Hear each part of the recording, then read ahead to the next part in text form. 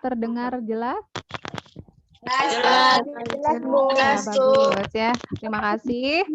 Nah, yang belum menyalakan video, tolong nyalakan dulu ya videonya. Kita mulai pembelajarannya. Assalamualaikum warahmatullahi wabarakatuh. Waalaikumsalam warahmatullahi wabarakatuh. Ya. Sebelum memulai pembelajaran, silakan ketua kelas untuk memimpin doa terlebih dahulu. Doa. Berdoa dipersilakan. Selesai. Ya, terima kasih Fitria. Apa kabarnya anak-anak? Alhamdulillah baik. Alhamdulillah ya. Alhamdulillah kalian semuanya dalam keadaan sehat dan baik ya. Masih semangat belajarnya? Masih,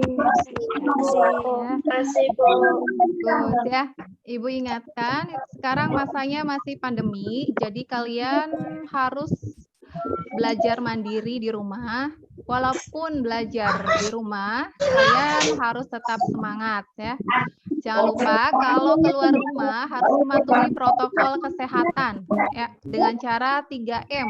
Pakai masker, mencuci tangan dengan sabun ya, terus menjaga jarak. Selanjutnya Ibu akan membagikan link daftar hadir di WA. Nanti silakan kalian cek WA-nya, kemudian link daftar hadirnya diisi. Sudah ya? Sudah kalian isi? Nah, sekarang Ibu ingatkan pelajaran waktu kalian kelas 7. Kalian pernah mempelajari tentang penyajian data ya. Saja bentuk-bentuk penyajian datanya.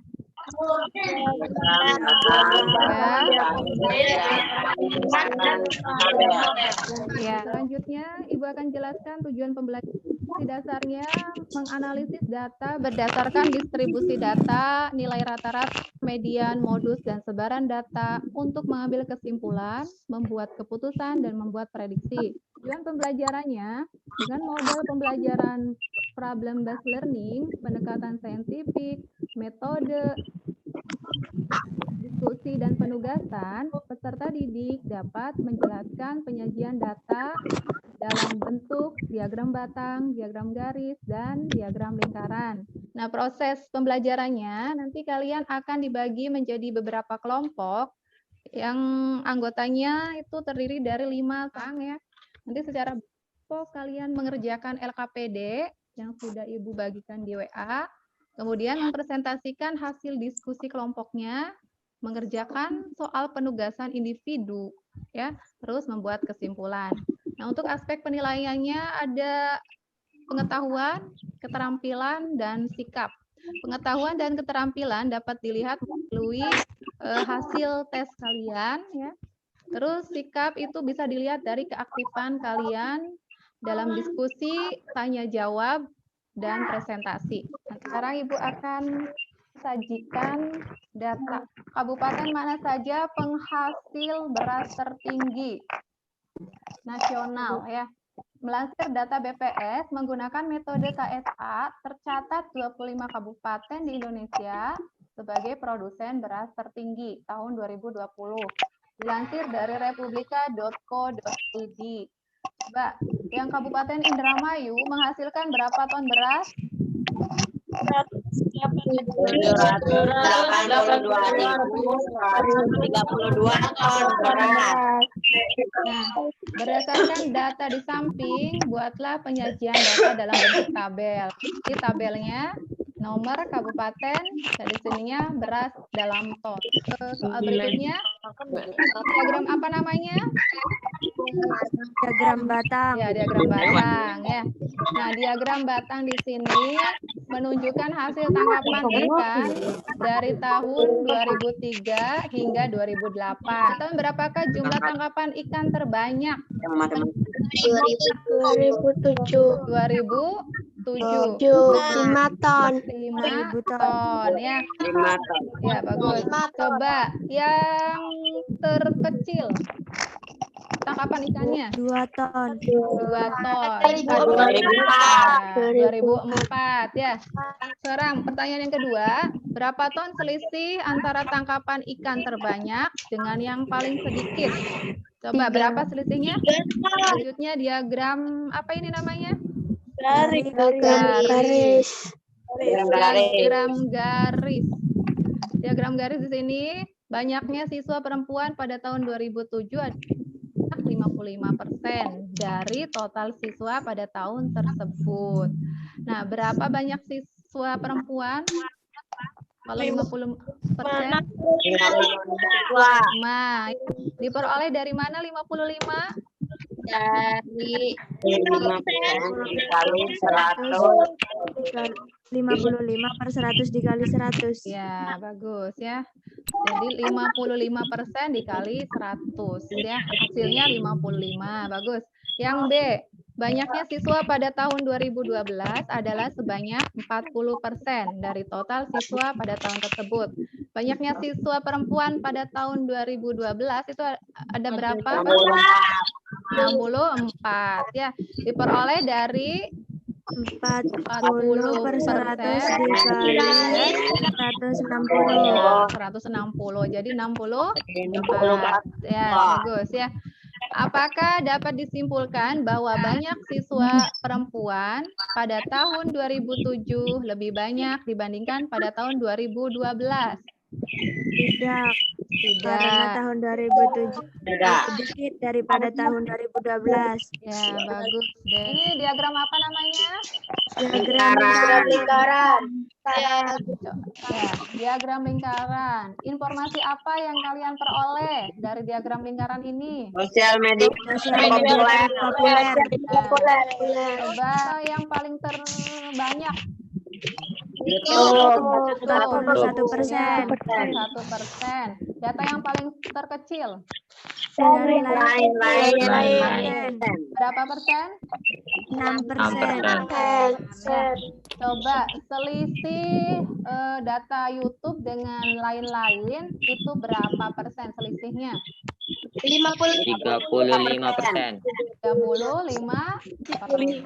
Kita akan bagi kelompok. Setiap kelompoknya terdiri dari 5 sampai 6 orang. Akan fasilitasi dengan menggunakan breakout room. Nanti kalian diskusikan dengan kelompoknya pada ruangan tersebut. Nanti LKPD-nya Ibu akan bagikan di grup WA. Kalian juga bisa mencari sumber lain ya, dari internet atau buku lainnya untuk menjawab soal-soal tersebut. Kelompok 2 ya. Sudah dikerjakan? Sudah, Bu. Sudah ya. Silakan kalian kerjakan, hasilnya ditulis, nanti kalian presentasikan. Ada yang mau ditanyakan? Tidak, Bu. Ya. Silakan dikerjakan. Nah, nanti Ibu mau ke kelompok yang lain. Kelompok 3 sudah selesai? Sudah, Bu. Sudah ya. Kalian tulis hasil diskusinya, dipresentasikan ya. Ya, silakan. Presentasikan masalah nomor 1. Wabarakatuh. Waalaikumsalam warahmatullahi wabarakatuh. Akan memecahkan masalah 1. Ukuran sepatu dan jumlah siswa. Ukuran sepatu 36 siswa, 37 8 siswa, 38 7 siswa, 39 4 siswa, 40 4 siswa, 41 1 siswa dan 42 2 siswa. Ukurannya 36 sampai 42, jumlahnya ada 32 siswa. Terima kasih. Wassalamualaikum warahmatullahi wabarakatuh. Waalaikumsalam warahmatullahi wabarakatuh. Ya. Jawabannya sama seperti Al-Hadi yang lainnya? Bagus. Terima kasih Al-Hadi ya. Selanjutnya masalah yang kedua. Silakan, siapa yang mau presentasi? Assalamualaikum warahmatullahi wabarakatuh. Waalaikumsalam warahmatullahi wabarakatuh.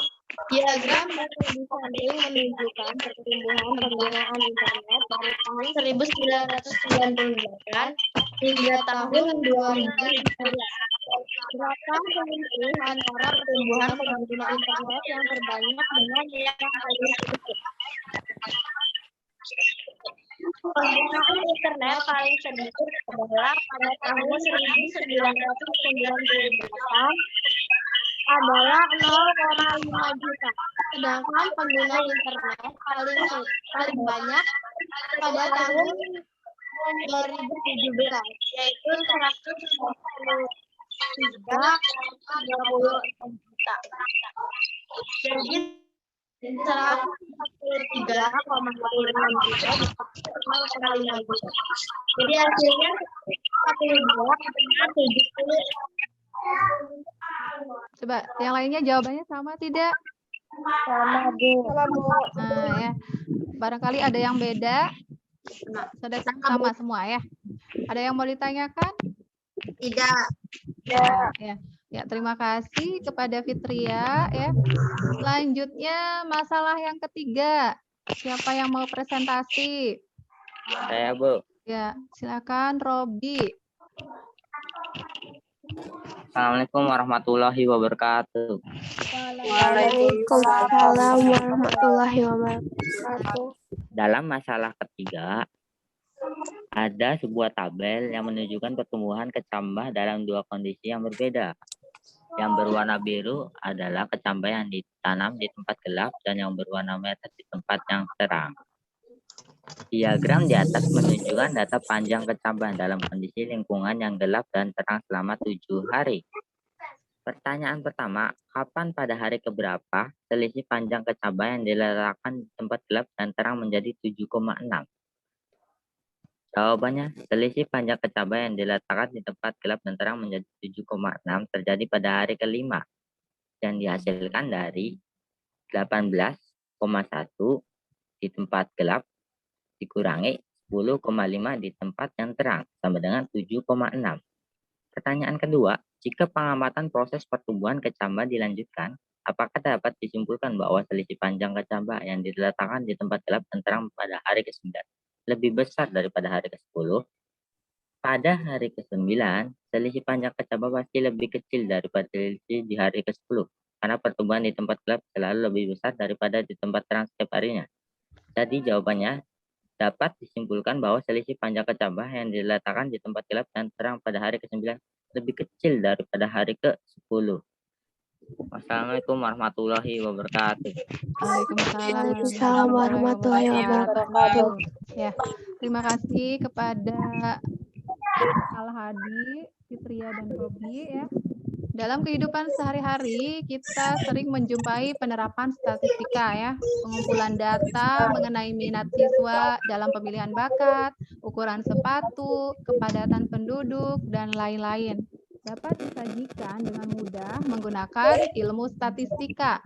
Dengan demikian, data tersebut dapat disajikan dalam tabel atau diagram, sehingga mempermudah untuk menganalisisnya. Sekarang Ibu akan bagikan link untuk kalian kerjakan secara individu ya. Nanti kalian bisa lihat linknya di grup WA. Silakan kalian kerjakan. Ibu kasih waktu 10 menit.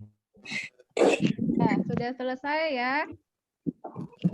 Kalau sudah selesai mengerjakan tesnya, silakan kalian mengisi refleksi ya di grup WA. Ibu sudah bagikan. Sekarang kita buat kesimpulannya.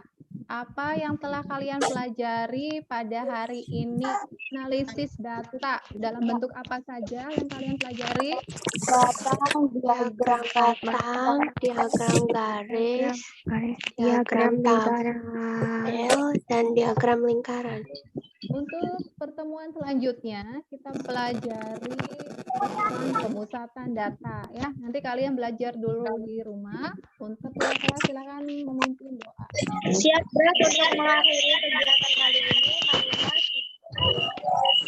kita berdoa di dalam selesai. Terima kasih Fitria. Pertemuan hari ini kita cukupkan ya. Sekian. Wassalamualaikum warahmatullahi wabarakatuh. Waalaikumsalam warahmatullahi wabarakatuh.